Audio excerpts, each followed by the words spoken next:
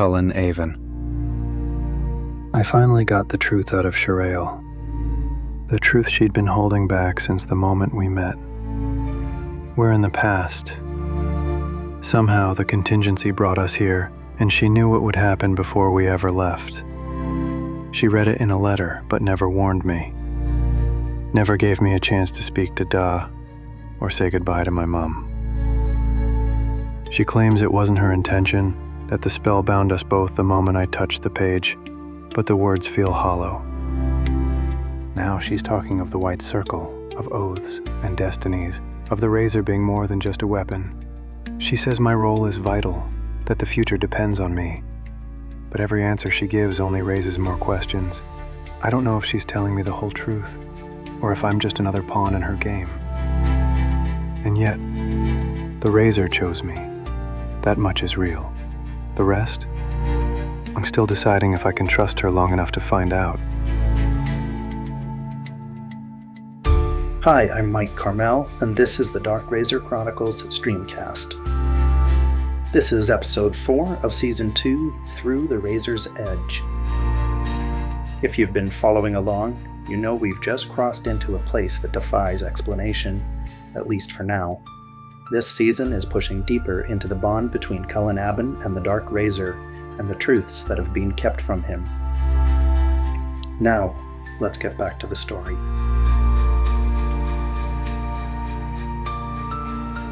Sharael, Maldeen.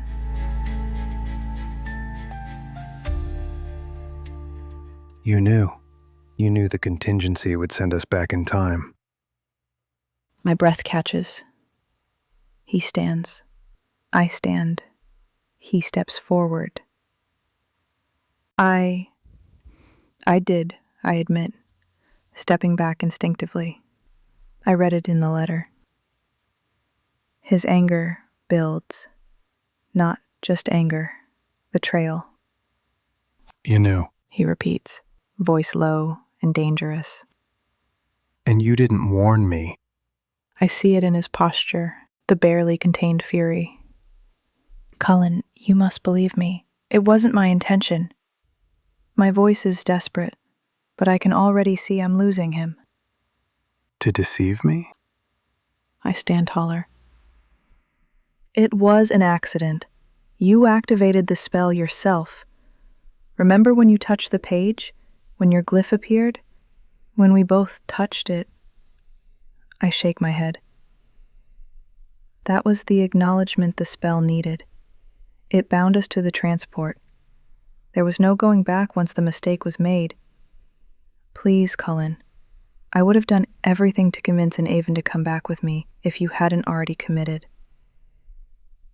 But his anger only grows. You knew. His voice is quieter now, but no less deadly. He advances. I retreat. You gave me no chance to speak with Da. His voice wavers, pain threading through the anger. No chance to say goodbye to my mom. He steps closer. He took that from me. His pain crashes over me in waves, but I refuse to back down.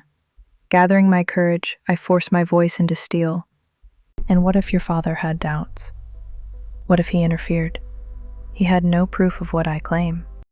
Nothing but your discoveries.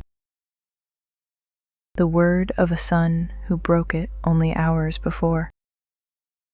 The only option left would have been to convince him that taking his only son was the right decision. Could you have asked him to give you up willingly? He stops, inches from my face. A battle wages in his eyes. Cullen, my voice softens. Perhaps it was wrong to leave your father out of this. But he lifts his hand, a silent command to stop talking. I don't. You are oath taken, Cullen. You are sworn to duty. A soldier does not question his commander, and truthfully, I've given you more freedom than this warrants. Cullen's eyes bore into me, filled with sadness, anger, questions I have no more strength to answer. I turn away, surveying the ground. This is where I fell, where the petitioner struck me down. Is it too much to hope for proof? Any sign that I lay here nearly bled out, that I cast the magic that saved me. But there's nothing. The ground is untouched, as if none of it ever happened. My scarred shoulder throbs as I gaze at the grass.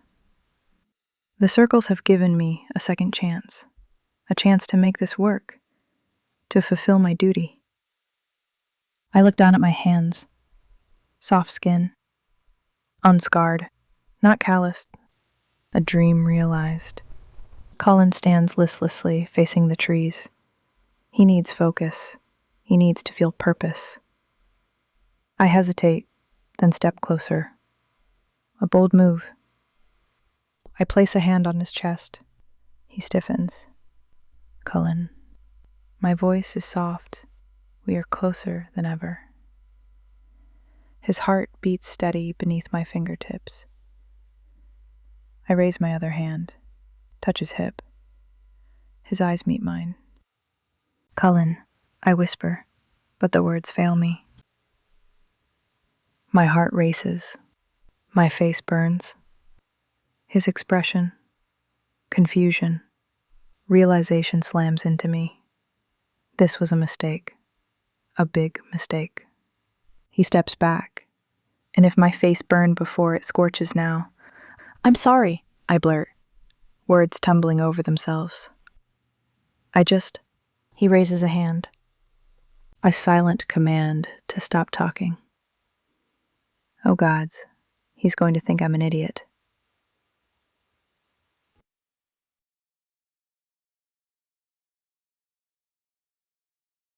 Nothing But Crumbs, Part 3, Krista Smithy.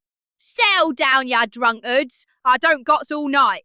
How many beers I had? 6? Really, that's it?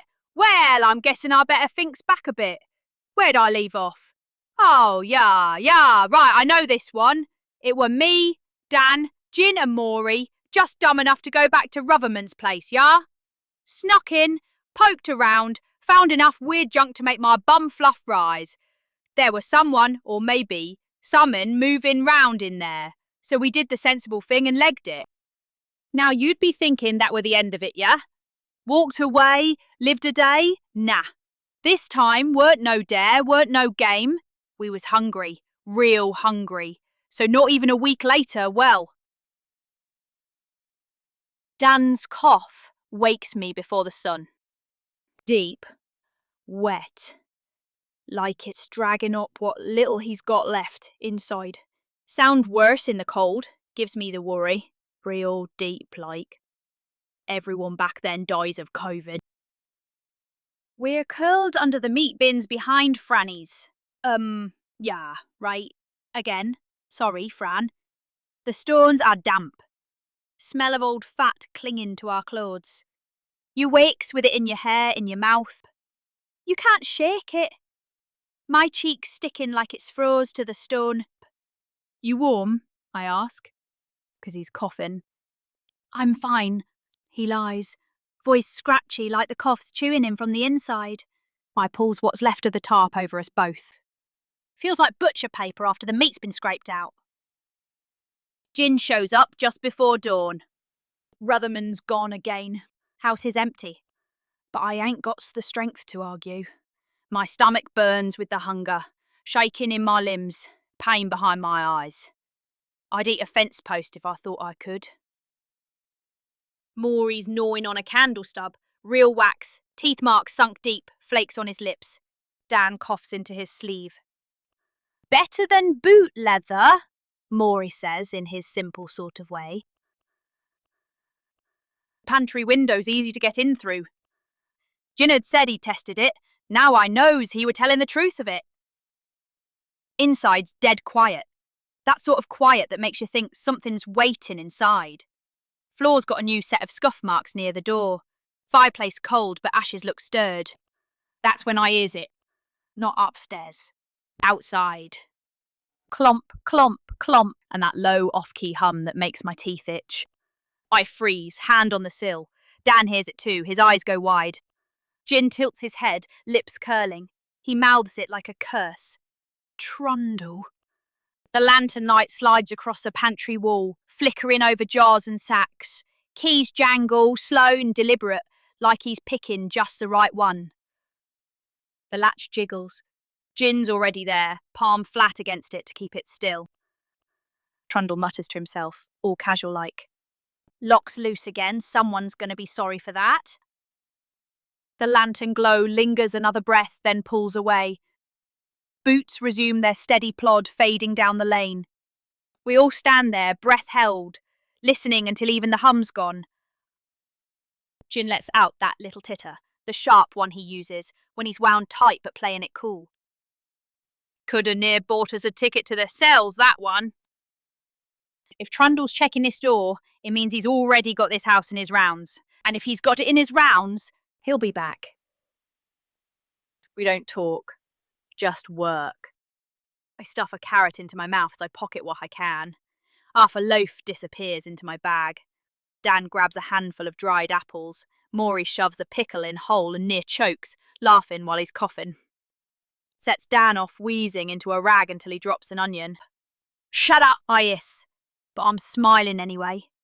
Off the kitchen's a side room, tight, just enough for a cot and a little stove. Cot's busted on one side like someone too heavy slept there. Stove's cold but smells faintly of old coal dust. Beside it on the floor a stack of papers, some ledgers, a dry ink bottle, and a busted pipe with teeth marks. Maury's crouched by the wall, grinning like he's found gold. Holds up a lump of coal. This is Ashy, he says. Ashy's a goat. Ashy lives in my shirt now. Gin's standing in the doorway, arms folded, ain't smiling, eyes hard. You want to stay? He asks. Dan shrugs. Better than the alley. We ain't heard nothing. The place might really be empty. The thought of a warm spot to sleep with a full belly is giving me courage. I nod. Gin nods too. Then we lock the back door. No one else gets in, yeah? Dan and Maury curl up near the stove, shirts stuffed with wax paper for warmth. I takes first watch, back to the door, hand wrapped around a busted ladle I sharpened on the stone at the base of the stove. Ain't a knife, but it'll break the skin just fine. Halfway through, I hear it. Upstairs, one slow step. Then nothing. We was up there. No one about. I keeps my eyes on the door, tells myself it's just the house. Gin takes over without a word. Sleep comes hard for me after that. I sit there in the dark, listening to Dan's wheezing, Maury mumbling about Ashy the goatkin. My stomach don't growl no more. I think about all the doors we've slipped through, all the places we'd been told to get out of. I were hoping this one could be ours. I mean, it seems empty. So maybe for now it is. And here's where you lot think you know what's coming. You don't. Trust me. Gets me another pint and I'll tell yous what came next. Sharael, Maldeen. I don't even know where to start. I have so many questions. We do have much to discuss, I reply, though I hope the emotions flickering across his face, anger, disappointment, maybe even disgust, are just figments of my imagination. But then his expression hardens. He turns away, shoulders tense. The silence stretches too long, and I realize I haven't misread him at all. His gaze drops to the scattered supplies, then lifts to the sun, now setting behind the tree line, casting long shadows over the clearing. We won't get far tonight. His voice is calmer now, controlled. Very well, I answer, trying to inject frustration into my tone. Anything to mask my relief. My heart still pounds, and a heat rises to my face that I'm becoming all too familiar with. Do people really have this much emotion? I feel wrung out, exhausted from more than just our sword exchange. And tomorrow, where do we go from here? La Rose, we will meet with the Oathsworn there. La Rose, huh? He scratches his chin, narrowing his eyes. Wouldn't haste be more prudent? Silandria is a long way off. We could gain mounts in Williamshire, a small village just beyond the pass. I take a breath, steadying myself. I understand your reasoning, but the oath sworn will convene on us. Better we let them find us without chase. We stand a better chance in their company. A better chance? His eyebrow lifts, skeptically. I shrug. I don't know what to expect. Razor hunters mostly. Who knows what rumors spread after the razor was stolen? People always learn when the razor travels. Even rumor is enough to keep watchful eyes open. Razor hunters. He mutters, a shadow passing over his face. Then maybe we shouldn't travel the roads at all. We could skirt them, stay off the beaten path. It'll take longer, but it'll be safer if that's your concern. His reluctance to involve the oath sworn worries me. Testing my authority, I say, we will go to La Rose. We will see who awaits us, then leave as soon as possible. To my surprise, he nods. No protest. A warm sense of victory floods through me. Then he breaks the moment. So what of the razor? What of it? I ask cautiously. We can't just walk around with it in the open. He glances toward the sword lying in the grass. You said it's the most sought-after object of our time. Hunters will be watching. Maybe we should wrap it, cover the grip, hide it. Yes, I agree. A good idea. And the razor will accommodate your will. It has already begun. It has? He glances at the weapon again, then back at me, confused. Yes, of course. You are the most qualified. The razor has made its choice. You will carry it. His eyes search mine. Surely you are more qualified. I let out a sigh. My swordsmanship is more like a game of wolves and hunters. I see strategy. I can tell you the outcome of a battle before it ends. But to put it into practice, I shake my head. It's like asking a child to defend us. A child. He repeats, the word heavy in the air. I see doubt flicker across his face and rush to clarify. I mean, I know the right form, the right move, but my body, I exhale sharply. It's not trained for the task. Oh gods, why do I keep talking?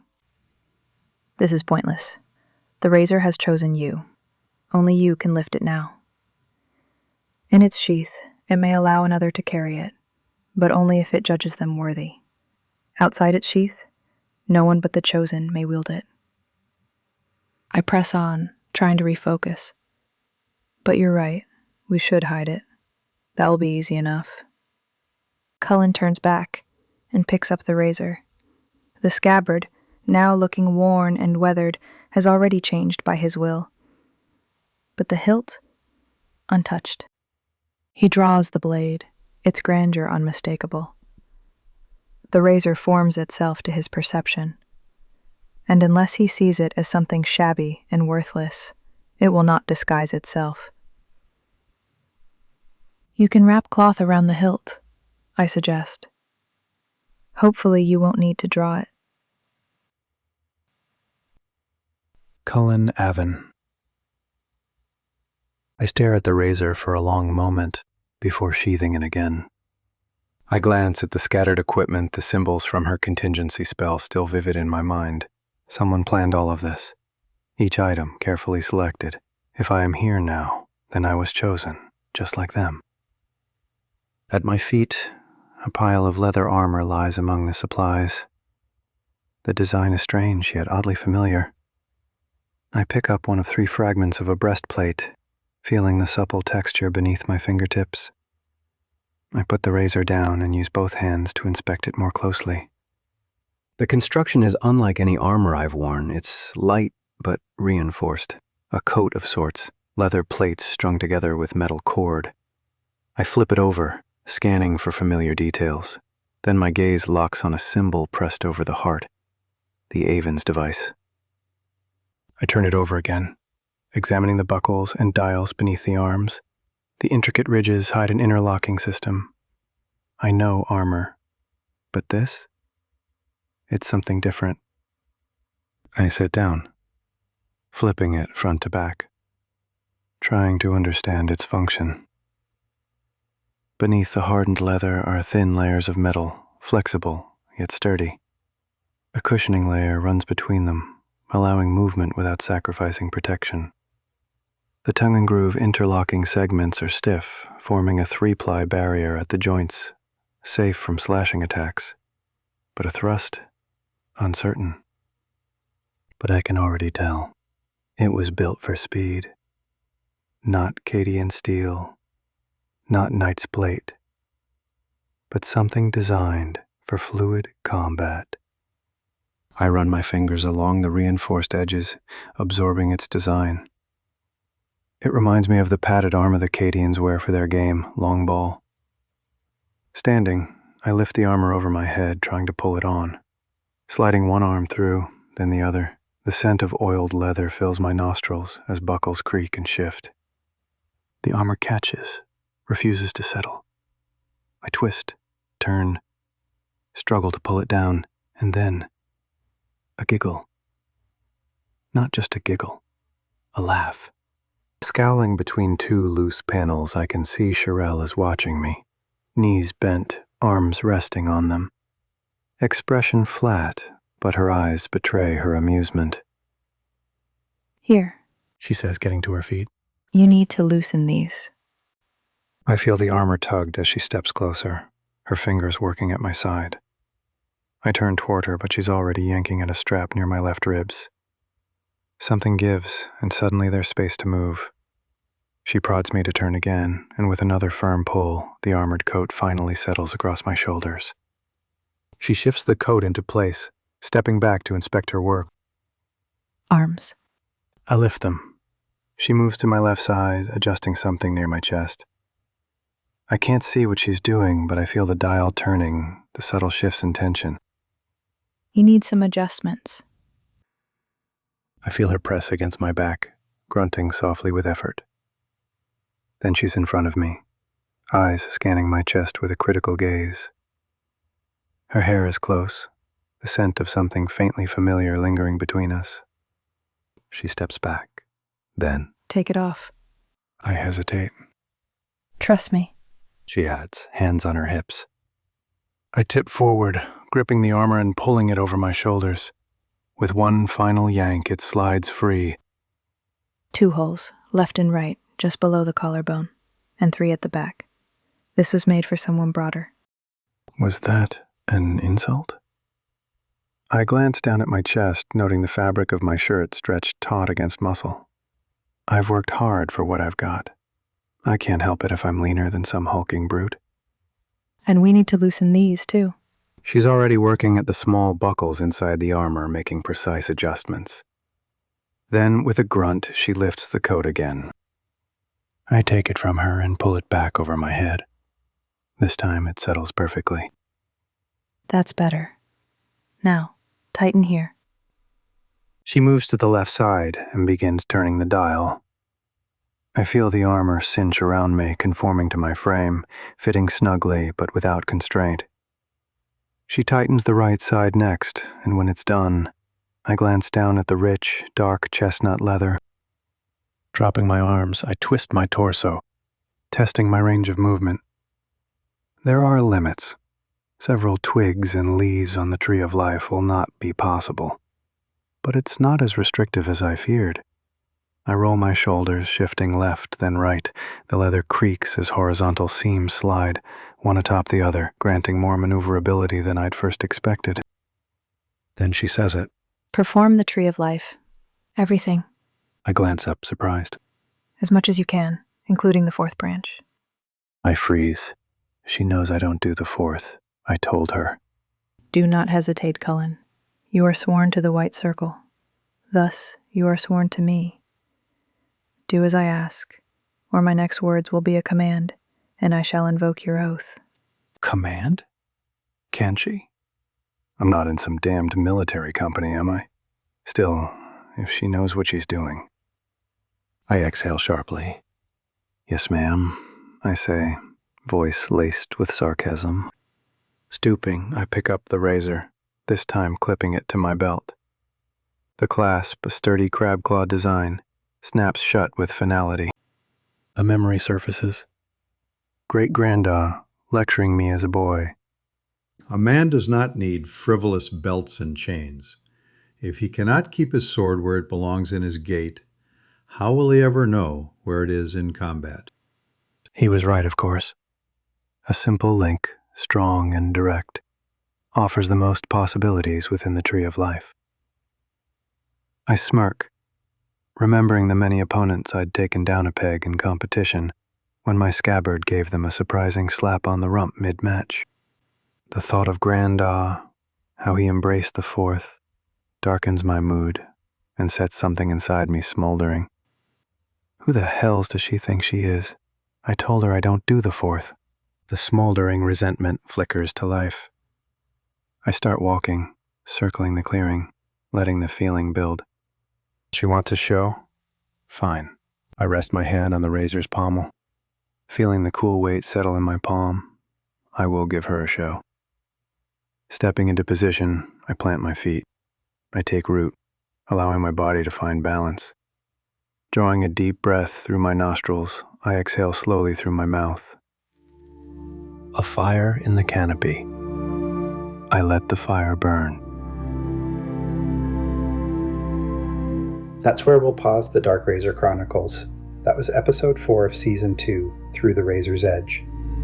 Cullen's about to push the Tree of Life to its limits, and Sharael may be about to learn more than she bargained for. My name is Mike Carmel, and I'm the host and author of the Dark Razor Chronicles novel series. This streamcast is an adaptation of 12 novels, all available at mikecarmel.ca. That's mikecarmel.ca. There you'll find all the links and info you need. If you've been enjoying the series and want to support the process, our Patreon is now open. Soon it will feature bonus content and behind-the-scenes looks at the making of the story. I'll be sharing updates there first, so keep an ear out. Until next time, stay sharp.